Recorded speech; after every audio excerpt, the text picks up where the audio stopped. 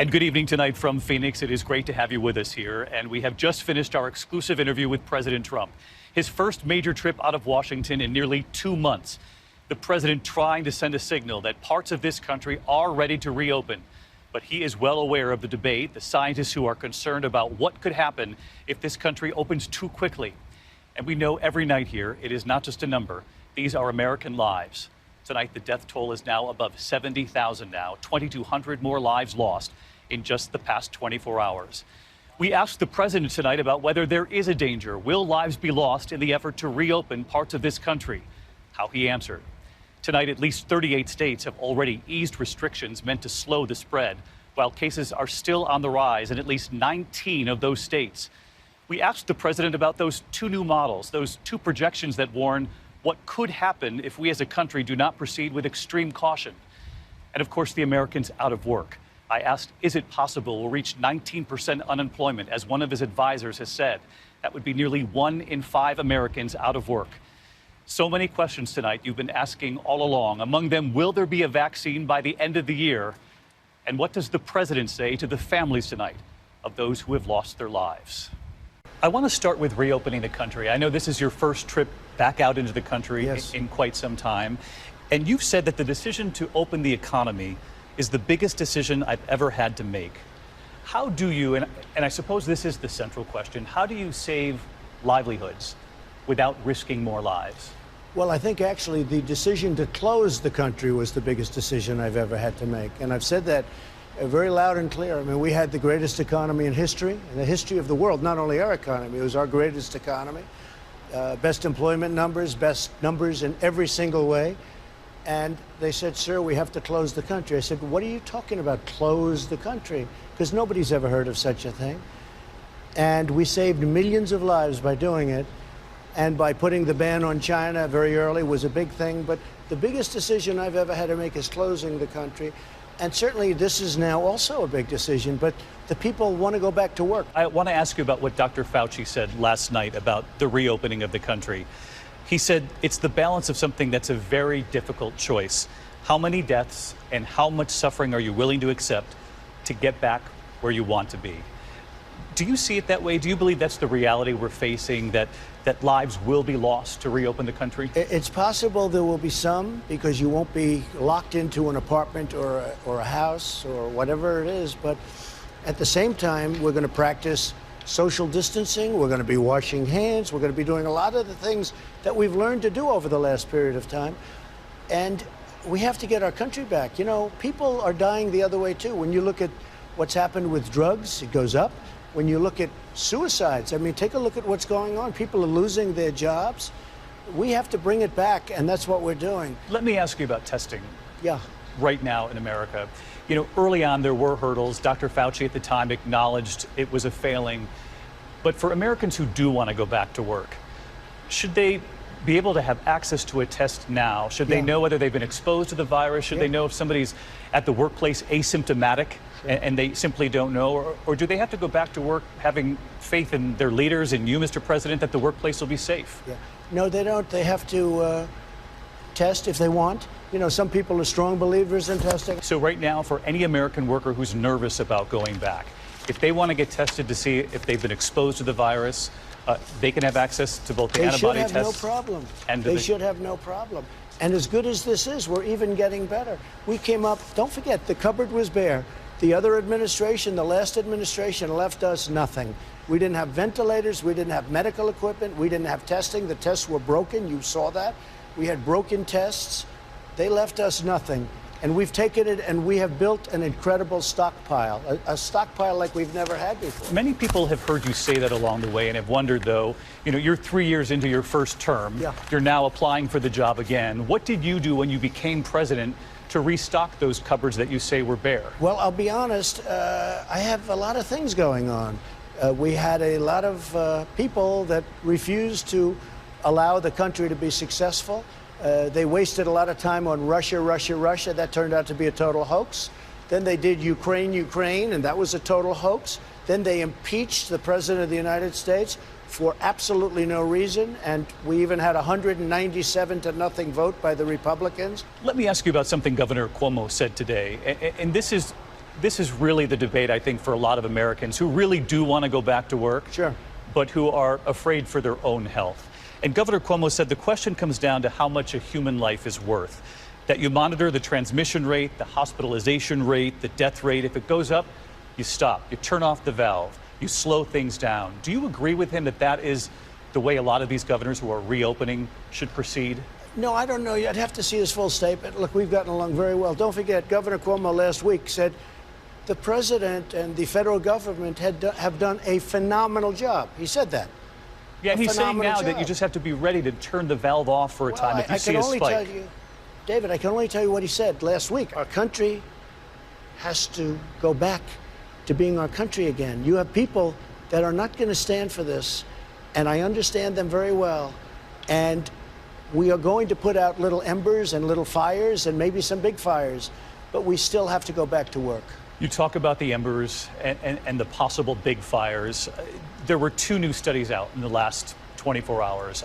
I know that the White House has shot down a couple of them, saying they weren't vetted through your task force.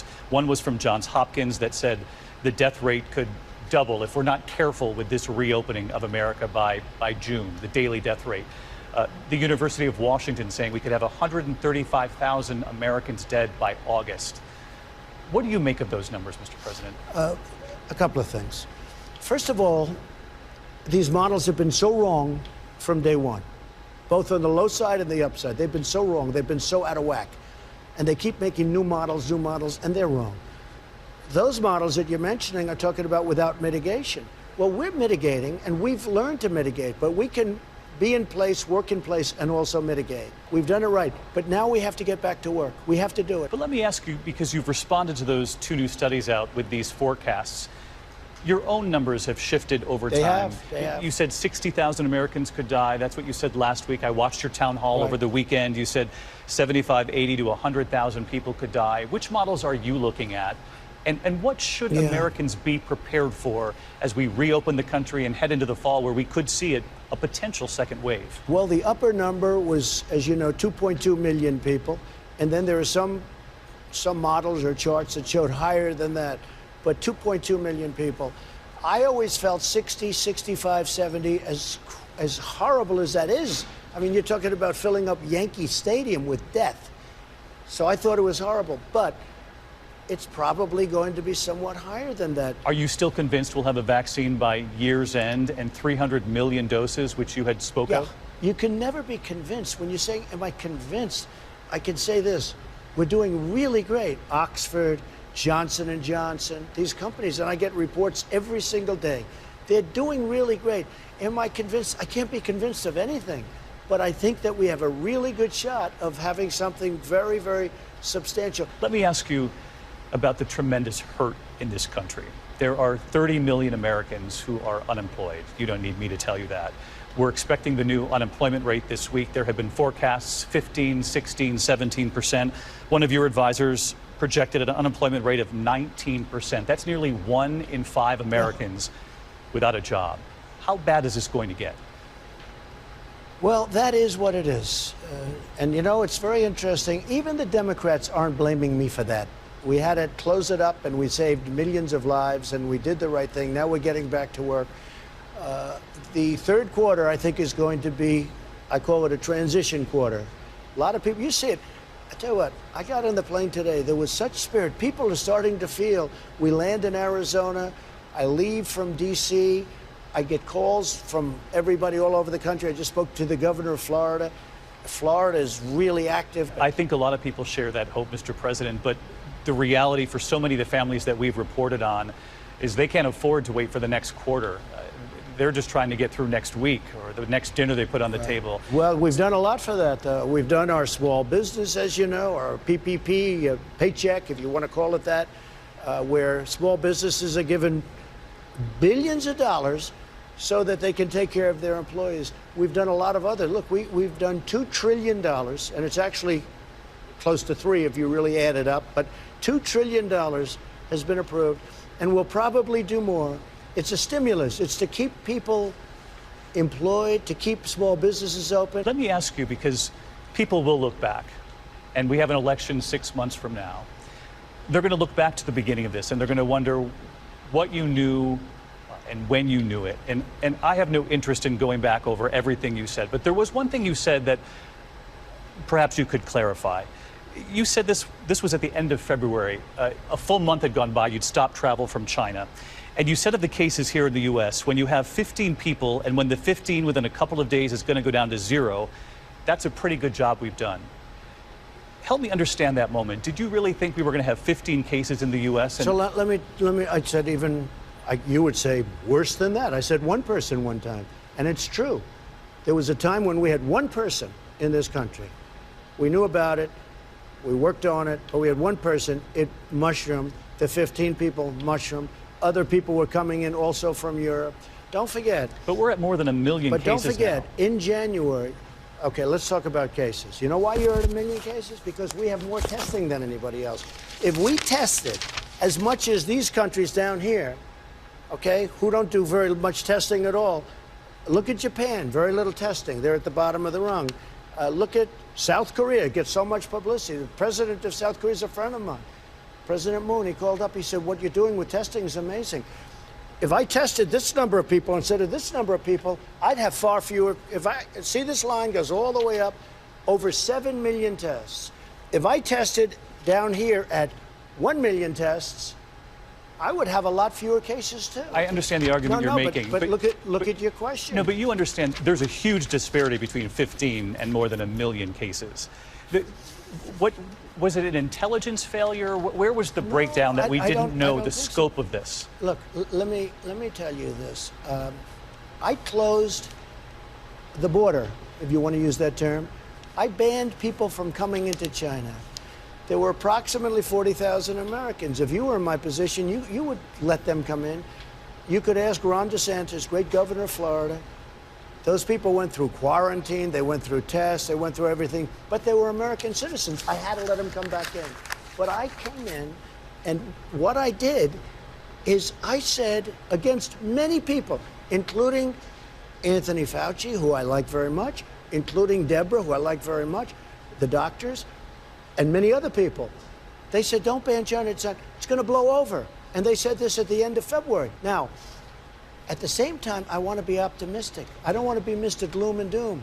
It's a very bad subject. I'm not looking to tell the American people when nobody really knows what's happening yet, oh, this is going to be so tragic. I want to be, aside from everything else, and I'm going to use a term, and some people love it, and some people hate it, but I love it. I want to be a cheerleader for our country. I would be remiss if I didn't ask you one more question about the nearly 70,000 Americans whose lives have been lost. Grandparents, mothers, fathers, sons, daughters. Right. We've lost more people now than we lost in the Vietnam War. What do you want to say to those families tonight? I want to say I love you. I want to say that we're doing everything we can. I also want to say that we're trying to protect people over 60 years old. We're trying so hard. And I want to just say to the people that have lost family and have lost loved ones, and the people that have just suffered so badly and just made it, that we love you, we're with you, we're working with you, we're supplying vast amounts of money like never before. We want that money to get to the people, and we want them to get better. And we want them, you can never really come close to replacing when you've lost some. No matter how well we do next year, I think our economy is going to be raging. It's going to be so good. No matter how well, those people can never, ever replace somebody they love. But we're going to have something that they're going to be very proud of. And to the people that have lost someone, there is nobody, I don't sleep at nights thinking about it. There is nobody that's taken it harder than me. But at the same time, I have to get this enemy defeated. And that's what we're doing, David. That's what we're doing. The president's message to the families who've lost loved ones in this pandemic. I also asked the president if he's comfortable with the election 6 months from this week, if it becomes a referendum on his handling of the pandemic. He said, I am, and then he said, I am not. And we'll have much more on that tonight on Nightline, the extended interview. Hi, everyone. George Stephanopoulos here. Thanks for checking out the ABC News YouTube channel. If you'd like to get more videos, show highlights, and watch live event coverage, click on the right over here to subscribe to our channel. And don't forget to download the ABC News app for breaking news alerts. Thanks for watching.